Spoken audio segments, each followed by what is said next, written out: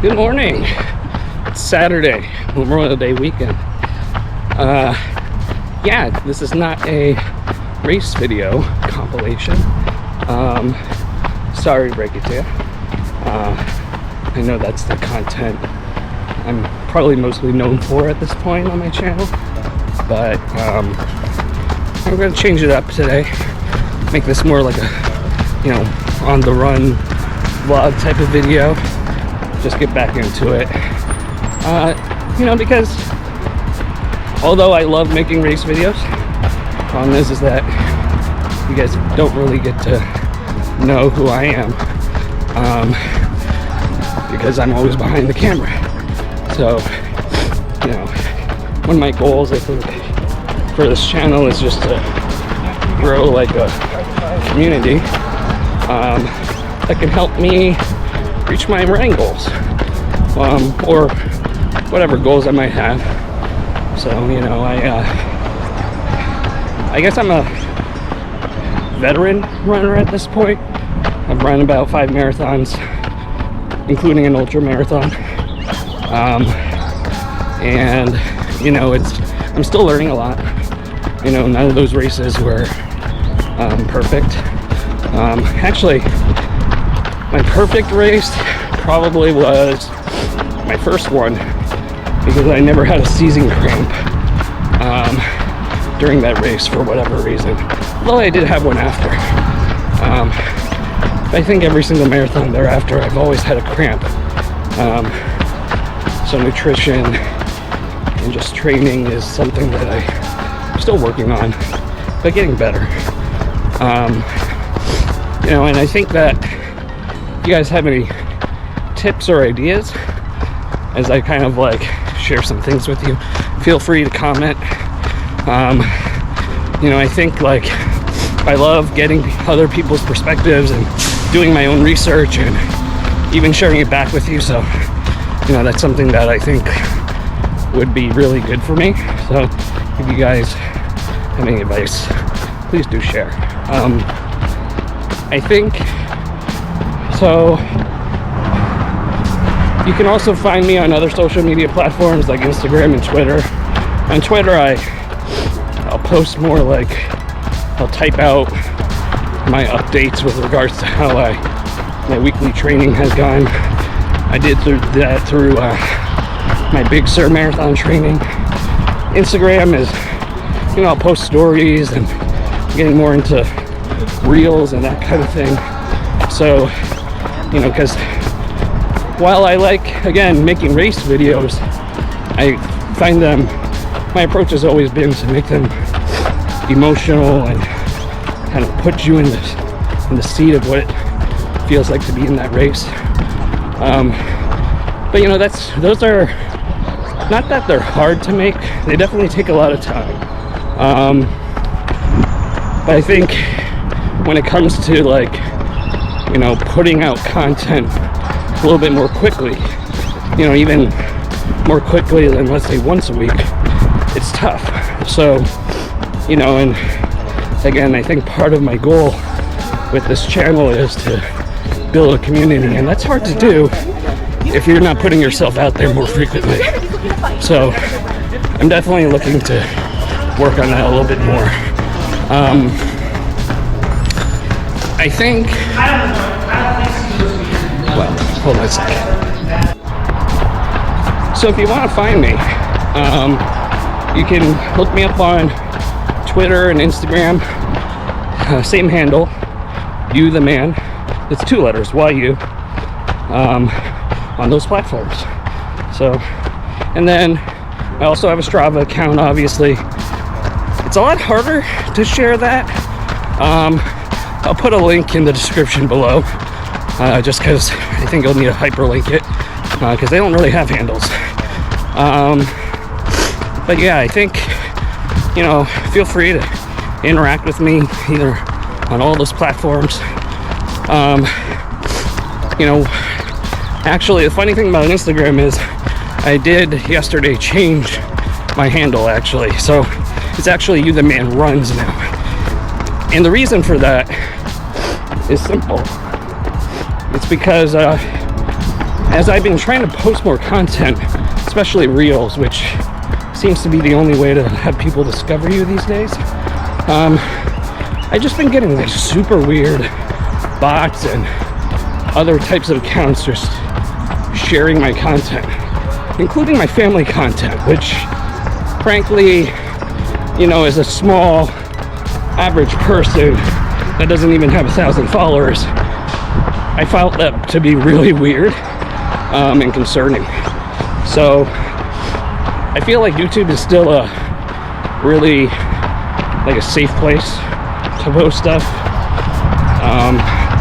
but I think Instagram is getting on the weirder side of things. I think just a lot of, again, I do have some privacy concerns there, and unlike YouTube, at least I haven't figured it out.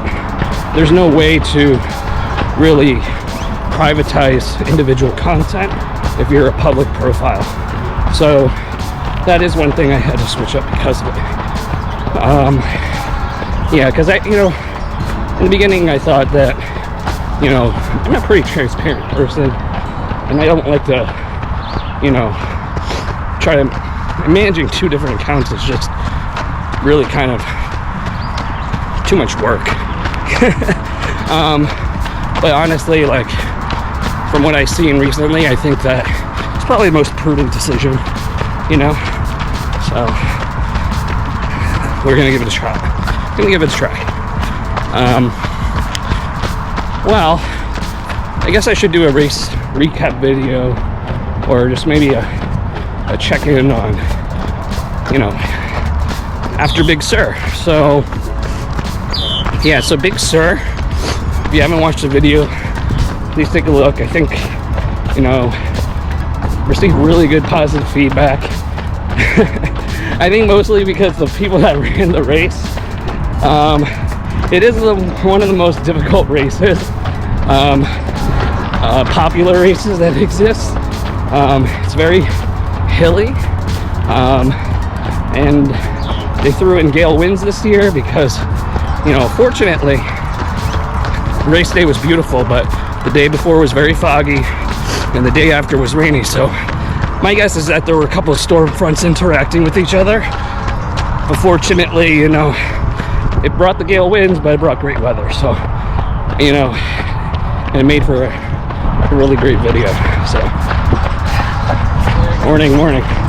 So, I think, when it comes to, so Big Sur, and, halfway through the race, you'll notice that Joe, who's a fellow charity runner with me, he stuck by his plan to go sub 4, but I wasn't in any condition to do so. I probably could have tried, but because of the hills and the wind, I kind of knew that it wasn't going to happen. So I decided to take a step back and really just enjoy the run, and take it all in. And surprising to me, I didn't start cramping, and I didn't have a seize cramp, not a seizing cramp, so that was an improvement. So at mile 23, started cramping, stretched it out, and then just tried to keep going. So I was pretty happy. It's probably one of my most favorite races that I've run so far, for sure. And I've been recovering well. It probably took about, I would say, like 1 to 2 weeks, well, closer to 2 weeks, to feel normal, where I could do a little bit more speed work and feel at 100%. So that was good. I think, afterwards, I ran the Chicago half spring marathon with my charity team, Team Danday. It's T2 for short, and that was fun. Although it's probably I have a soft spot for that race because it was my first half marathon, and it's always has a great brunch breakfast afterwards, and you get flowers at the end as well. So it's a very nice, and I think, you know, the weather has always been pretty good, at least for the last couple of years, so that's always nice. Although this year it did get hot. It approached, I think, 70s or mid 70s, started off at 50s at the race, so there was like a 20-degree difference when you started the race to the end, and that definitely, I think, caught a lot of people off guard. A couple of people down, looked like they were dehydrated. So good thing I wasn't really racing it. It was more a training run for me. But I will say I probably was dehydrated because, you know, my legs were killing me after that race. Next day was fine, but I had to take a Tylenol. It was so bad the day of. So, and this week I've been kind of taking it a little bit easy. I had a conference that I had to go to in Indianapolis, so, you know, that kind of wrecked my schedule a little bit. I've only been doing easy runs. I need to do some speed work soon. Next week is the Chicago 13.1, and I do intend to race that one, so I want to give it my best effort. But yeah, so that's just kind of like how running has been going lately. Hey, morning. So I do have aspirations to be Q one day, you know, but hold on a sec. Chicago skyline. And did you know Chicago has beaches? So if you've never been to Chicago before, you know, there's a couple of reasons to come. It's a very great place to run, very scenic. You can do a lot of fun things here. Morning.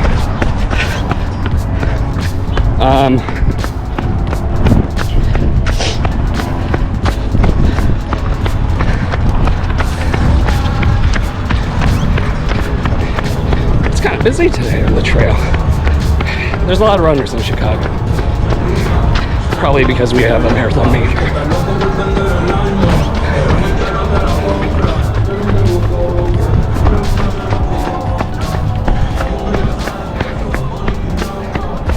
Okay. We're gonna let the music go.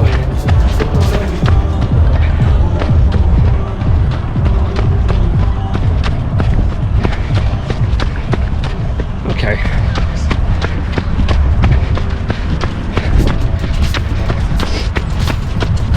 We're about 7 miles now into the run.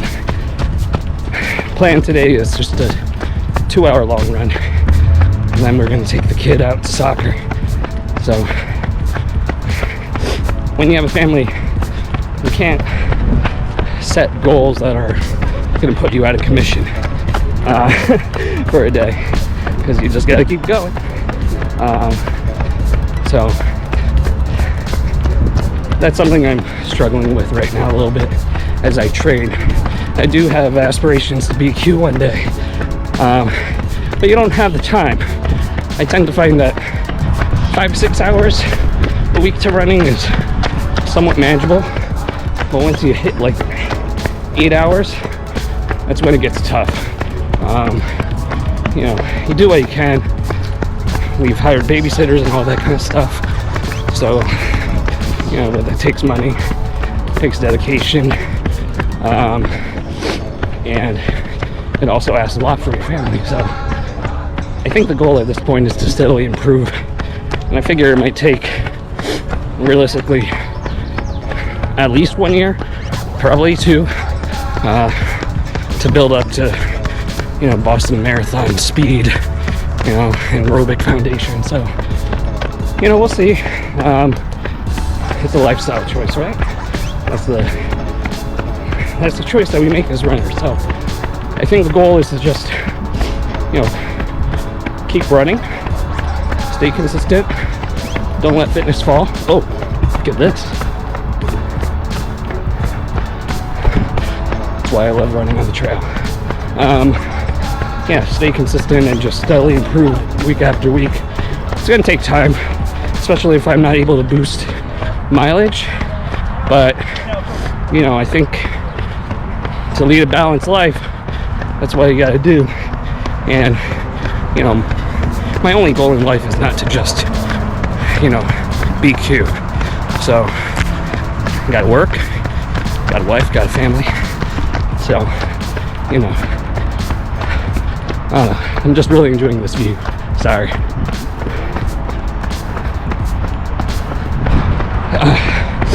So yeah, that's kind of like a little bit about me. I'll save some stuff more for future easy runs. But that's it for today. So I hope your weekend is going well, and hope you're relaxing. And yeah, I will catch you at the next video, or hit me up on another social media platforms.